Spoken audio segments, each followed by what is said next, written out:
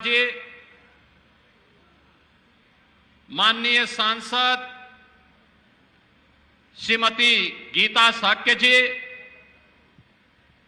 माननीय विधायक श्रीमती गुड़िया कठेरिया जी, जिला पंचायत अध्यक्ष श्री कमल सिंह दोहरे जी, उत्तर प्रदेश में मद्य निषेध बोर्ड के उपाध्यक्ष श्री ब्रजेश शुक्ला जी, भारतीय जनता पार्टी के क्षेत्रीय अध्यक्ष श्री प्रकाश पाल जी,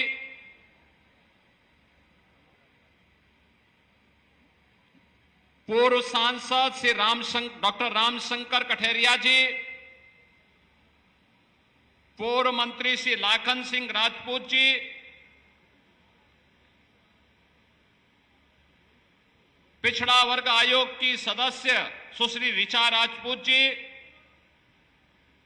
अनुसूचित जाति जनजाति आयोग की सदस्य सुश्री नीरज गौतम जी, भारतीय जनता पार्टी के जिला के अध्यक्ष श्री सर्वेश कठेरिया जी, जिला प्रभारी आनंद सिंह जी,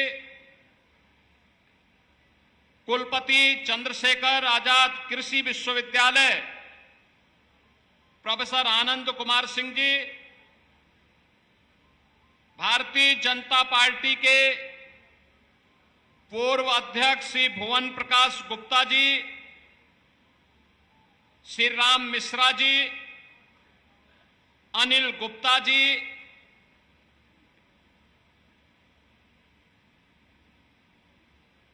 अजय सिंह चौहान जी, आज के इस कार्यक्रम में उपस्थित भारतीय जनता पार्टी की पूर्व प्रत्याशी सुश्री रिया साक्य जी, भारतीय जनता पार्टी के सभी पदाधिकारी, भारी संख्या में औरैया जनपद में उपस्थित यहां के सभी अन्नदाता किसान बहनों और भाइयों, मैं सबसे पहले आदरणीय प्रधानमंत्री श्री नरेंद्र मोदी जी के विजन के अनुरूप विकसित भारत की परिकल्पना को साकार करने के लिए विकसित कृषि संकल्प अभियान की इस कड़ी के लिए उनका हृदय से आभार व्यक्त करते हुए आप सभी अन्नदाता किसान बहनों और भाइयों का मैं स्वागत करता हूं, अभिनंदन करता हूं। मैं धन्यवाद देता हूं कृषि विभाग को, केंद्र और राज्य सरकार की डबल इंजन की सरकार ने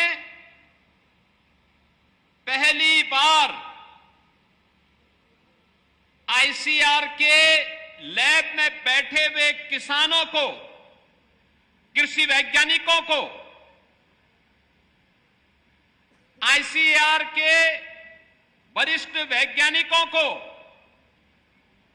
कृषि विश्वविद्यालयों में बैठे हुए विश्वविद्यालय के वरिष्ठ प्राध्यापकों और कृषि वैज्ञानिकों को,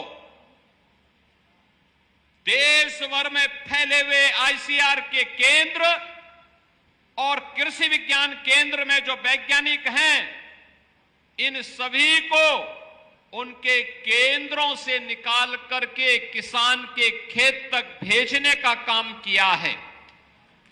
लैब टू लैंड की इस प्रक्रिया को प्रधानमंत्री मोदी जी के बीज से बाजार तक अन्नदाता किसान के हित को सर्वोपरि मानते हुए चलाए जाने वाले अभियान का ही हिस्सा मानना चाहिए। इसके लिए डबल इंजन की सरकार आज जनपद औरैया में आई है और मुझे प्रसन्नता की अनुभूति हो रही है कि जनपद औरैया में अभी मैंने यहां के कुछ अन्नदाता किसानों की सक्सेस स्टोरी को अपनी कानों से सुना है, अपनी आंखों से मैंने देखा है। हम लोग प्रातःकाल से ही निकले, लखनऊ से उन्नाव, बागरमऊ होते हुए कन्नौज, छिबरामऊ होते हुए हम लोगों ने कानपुर और यहां की पूरी आबादी के अंदर उत्तर प्रदेश के अन्नदाता किसानों की मेहनत को खेतों में लहलहाते हुए देखा है। और यही कारण है कि जिस प्रदेश में पहले केवल 2 फसल या 1 फसल तक अन्नदाता किसान सीमित रह जाता था, आज उसी प्रदेश में, आज वही प्रदेश 2 फसल के अलावा एक तीसरी फसल मक्का की 5 लाख हेक्टेयर क्षेत्रफल में उसका उत्पादन करके अच्छा मुनाफा कमा रही है। अन्नदाता किसान के जीवन में परिवर्तन का आधार ही यही है। विकसित कृषि संकल्प अभियान इसी कड़ी का हिस्सा है कि हम खेती की लागत को कम करें, उत्पादन बढ़ाएं, उपज को बाजार उपलब्ध करवाएं, किसान को उसकी उपज का अच्छा दाम दिलवाएं, किसान को समय पे बीज मिले, तकनीक मिले और वह अन्नदाता किसान जीवन में अपने जीवन की खुशहाली के माध्यम से प्रदेश और देश के विकास में अपना योगदान दे और प्रधानमंत्री मोदी जी के विकसित भारत के अभियान को एक नई ऊंचाई तक पहुंचाने का काम करे। यह संकल्प मुझे उत्तर प्रदेश के इन 20-25 जनपदों में मकई की खेती के माध्यम से देखने को मिल रहा है। यह कैश क्रॉप है किसानों का। आपने देखा होगा प्रति हेक्टेयर एक किसान 2.5 लाख रुपए की आमदनी कर रहा है। यानी प्रति एकड़ अगर आप देखेंगे 1 लाख रुपए की इनकम एक किसान को हो रही है और ये एक नहीं 3 फसल बो सकता है। आलू की फसल के बाद मकई की, मकई के बाद धान की। बहन और भाइयों, यही है कौशलता, यही एक कौशल। अन्नदाता किसान अपने पुरुषार्थ से देश की समृद्धि में कैसे सहायक हो रहा है उसका ये नमूना है। और उसी नमूने के लिए आपका अभिनंदन करने के लिए मैं औरैया जनपद में विशेष रूप से आया हूं कि आप सभी अन्नदाता किसानों ने प्रधानमंत्री मोदी जी के उस संकल्प को चरितार्थ करके दिखा दिया है। इसके लिए आप सबका मैं हृदय से अभिनंदन करता हूं, सभी अन्नदाता किसानों का हृदय से अभिनंदन करता हूं। बहनों और भाइयों, अन्नदाता किसान भी किसी सरकार के राजनीतिक एजेंडे का हिस्सा बन सकता हो, यह आपको पहली बार 14 में देखने को मिला होगा, जब मोदी जी ने सॉइल हेल्थ कार्ड की व्यवस्था प्रारंभ की थी। उससे पहले कोई जानता ही नहीं था। कृषि वैज्ञानिकों के अलावा किसान के पास न इतना समय होता था, न इतनी जानकारी के लिए कोई उस प्रकार की सुविधा होती थी। पहली बार हुआ सॉइल हेल्थ कार्ड हर एक किसान के पास उपलब्ध हुआ। सॉइल हेल्थ कार्ड के बाद कृषि सिंचाई, प्रधानमंत्री कृषि सिंचाई की योजना और फिर प्रधानमंत्री कृषि बीमा योजना के साथ आगे बढ़ता हुआ आज प्रधानमंत्री किसान सम्मान निधि।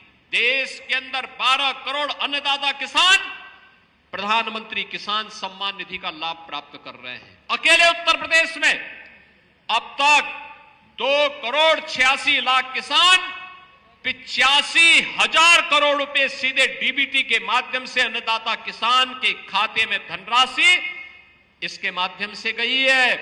और डबल इंजन की ये सरकार राज्य के अंदर भी अपने अन्नदाता किसानों के भविष्य को सुंदर बनाने के लिए, संवारने के लिए, उन्हें समृद्ध बनाने के लिए उसी प्रयास का हिस्सा बनकर के कार्य कर रही है।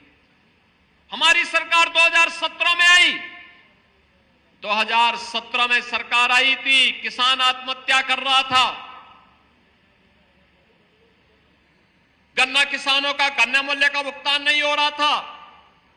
कहीं क्रय केंद्र नहीं चलते थे, न मकई केले, न तिलहन केले, न दलहन केले, न आलू केले, न धान के लिए, न गेहूं के लिए, न बाजरा के लिए, न ज्वार के लिए, कहीं भी कोई सुविधा नहीं थी। बहनों और भाइयों, 2017 में हम लोग आए, सबसे पहले 86 लाख किसानों का 36,000 करोड़ रुपए का कर्ज माफी के कार्यक्रम को हमारी सरकार ने आगे बढ़ाया। और कर्ज माफी के बाद फिर हम लोगों ने प्रदेश के अंदर सिंचाई की क्षमता को विकसित करने के लिए प्रधानमंत्री कृषि सिंचाई योजना का सहारा लिया।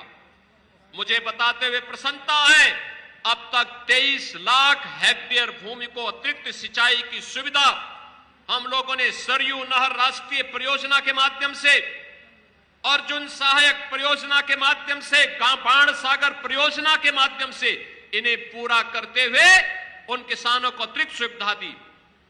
तो 15 लाख निजी ट्यूबवेल को किसानों की समस्या का समाधान करते हुए फ्री में बिजली देने की व्यवस्था भी की है। हमारा अन्नदाता किसान के ऊपर बोझ नहीं आएगा, ये बोझ सरकार उठाएगी, डबल इंजन सरकार इसका बोझ उठाएगी। और आज हम 2700 करोड़ रुपए यह भी उन किसानों के बदले बिजली विभाग को देते हैं और अन्नदाता किसान को फ्री में बिजली उपलब्ध होती है। बहनों और भाइयों, अब तक 1 लाख से अधिक किसानों को पीएम कुसुम योजना के माध्यम से सोलर पैनल उपलब्ध कराया जा चुका है। वह जितनी पानी की आवश्यकता उसको हम उपलब्ध करवाएंगे, उस पर बिजली का खर्चा नहीं आना चाहिए।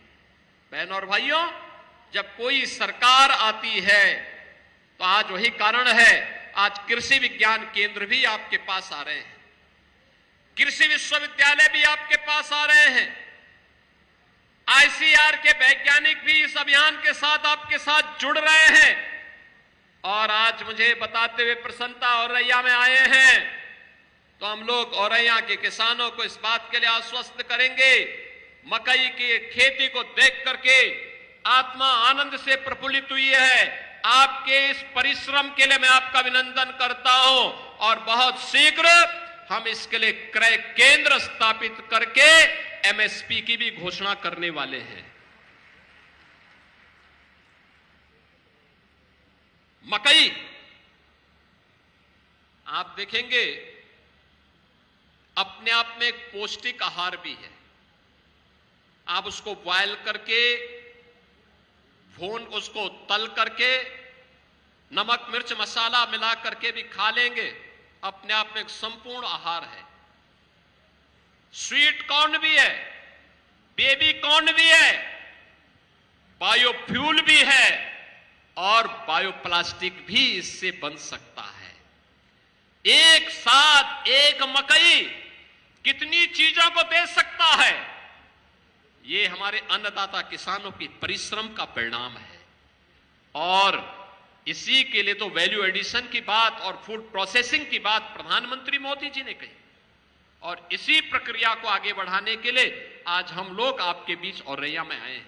मुझे प्रसन्नता है, जनपद औरैया आज विकास के नए पथ पर अग्रसर हुआ है।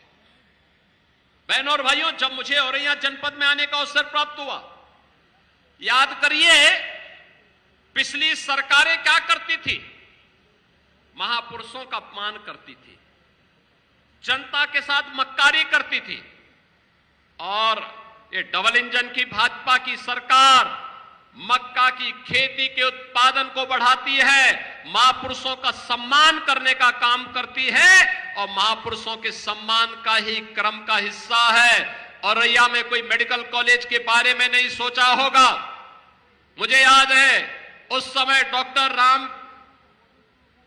हमारे राम शंकर कठेरिया जी यहां सांसद थे और यहां पर उस समय हमारे विधायक के रूप में यहां के हमारे उस समय के लाखन सिंह राजपूत जी प्रदेश सरकार में मंत्री थे।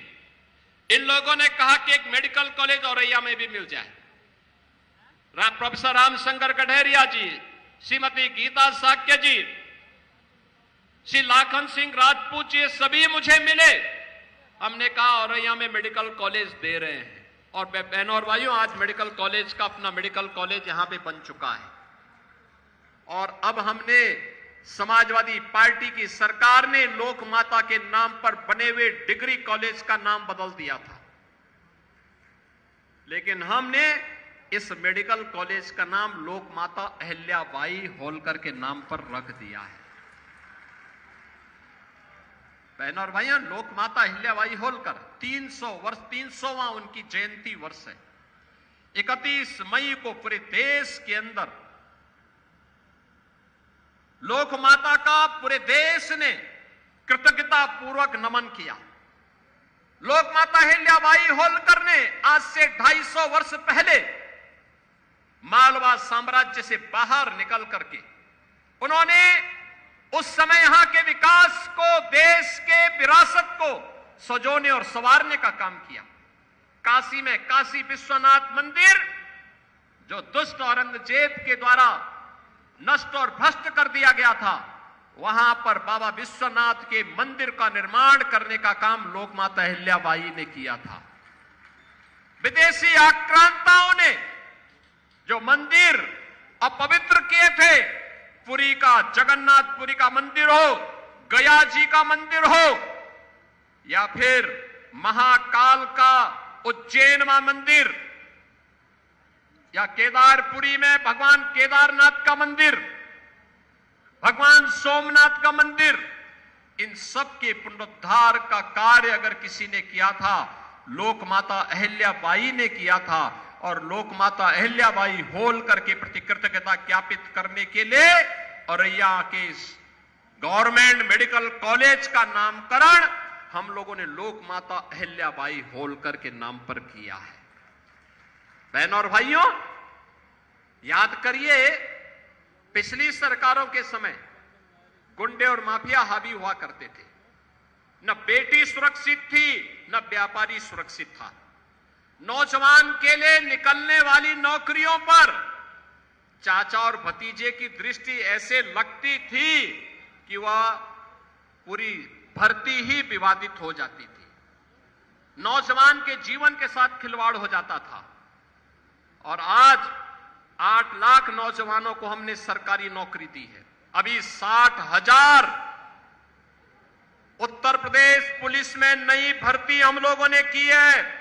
15 जून को देश के गृह मंत्री जी को बुला करके एक साथ उत्तर प्रदेश के 60,000 नौजवानों को उत्तर प्रदेश पुलिस बल का हिस्सा बना करके उनको नियुक्ति पत्र हम प्रदान करने वाले हैं।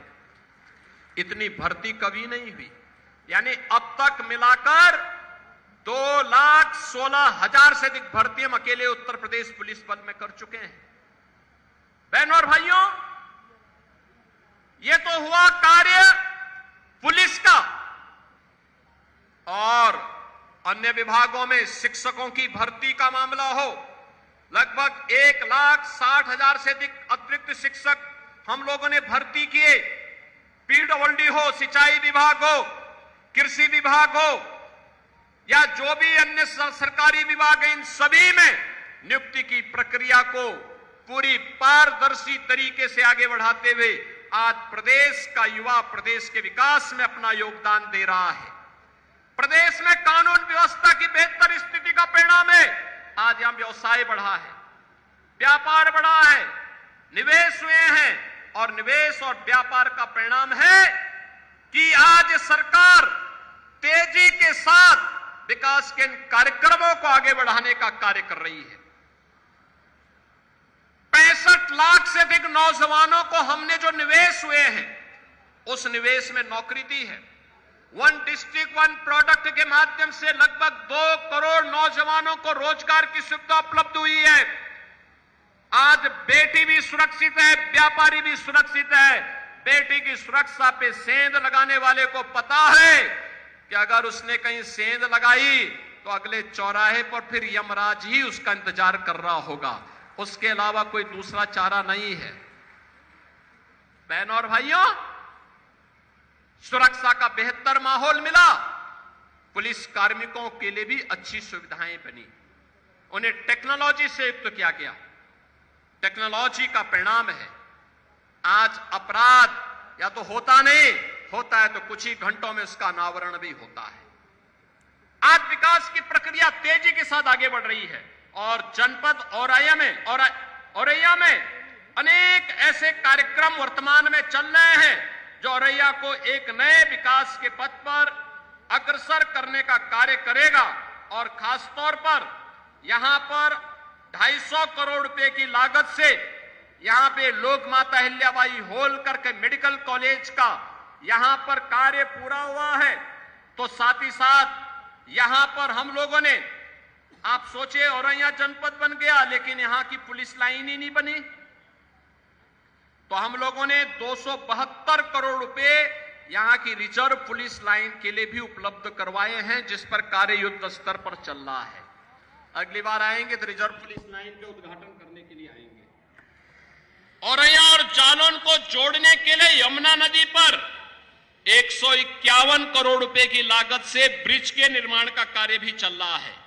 और मुख्यमंत्री मॉडल कंपोजिट विद्यालय के लिए भी हम लोगों ने 24 करोड़ रुपए इस जनपद के लिए स्वीकृत किए हैं, जिसके कारण प्री प्राइमरी से लेकर के 12वीं तक आधुनिक शिक्षा बच्चों को प्राप्त हो सके, यह भी हम लोग यहां पे करने जा रहे हैं। और कृषि विज्ञान केंद्र का भी यहां पर कार्य प्रगति पर है। इसके लिए कृषि एक्सटेंशन के लिए भी 3 करोड़ रुपए स्वीकृत किए हैं और डिस्ट्रिक्ट न्यायालय के लिए भी 250 करोड़ रुपए हम लोग यहां के लिए स्वीकृत कर चुके हैं। जिला कोर्ट जिले के अंदर बन सके और वहां पे बेहतरीन सुविधा न केवल न्यायालय के न्यायिक अधिकारियों के लिए बल्कि अधिवक्ताओं के लिए भी मिल सके, इसके लिए भी 250 करोड़ रुपए हम औरैया जनपद के लिए अतिरिक्त स्वीकृत कर चुके हैं। बहनों और भाइयों, कल 9 जून है। 9 जून का मतलब प्रधानमंत्री मोदी जी के नेतृत्व में यशस्वी कार्यकाल के 11 वर्ष कल पूरे होने जा रहे हैं। इन 11 वर्षों में मोदी जी ने भारत को दुनिया की एक बड़ी ताकत के रूप में स्थापित किया है। भारत आज दुनिया की चौथी बड़ी अर्थव्यवस्था है। भारत की प्रति व्यक्ति आय कई गुना बढ़ी है। भारत के अंदर इंफ्रास्ट्रक्चर आज वर्ल्ड क्लास का बना है। भारत के अंदर 1 डिस्ट्रिक्ट 1 मेडिकल कॉलेज की परिकल्पना साकार हुई है। क्या गांव हो, क्या गरीब, क्या किसान हो, क्या मजदूर, क्या वंचित हो, दलित हो, पिछड़ा हो, सबके हितों को संरक्षण करते हुए प्रधानमंत्री मोदी जी के नेतृत्व में आज एक नया भारत विरासत और विकास की इस यात्रा को अनवरत आगे बढ़ाने का काम कर रहा है। और विरासत और विकास का यह क्रम विकसित भारत की परिकल्पना को साकार करने के लिए आप सबका आह्वान कर रहा है। आने वाली पीढ़ी को हम बोल सकेंगे कि देखिए, हमने मोदी जी के इस कालखंड में उनके नेतृत्व में कार्य किया है। इसका परिणाम है कि आपके जीवन में खुशहाली है। उस खुशहाली के लिए हम सबको लग के काम करना होगा। मैं औरैया वासियों को इस बात के लिए आश्वस्त करता हूं, आप कार्य करिए, डबल इंजन की सरकार को अपना आशीर्वाद दीजिए। और बहनों और भाइयों, ये डबल इंजन की सरकार आपको सुरक्षा भी देगी,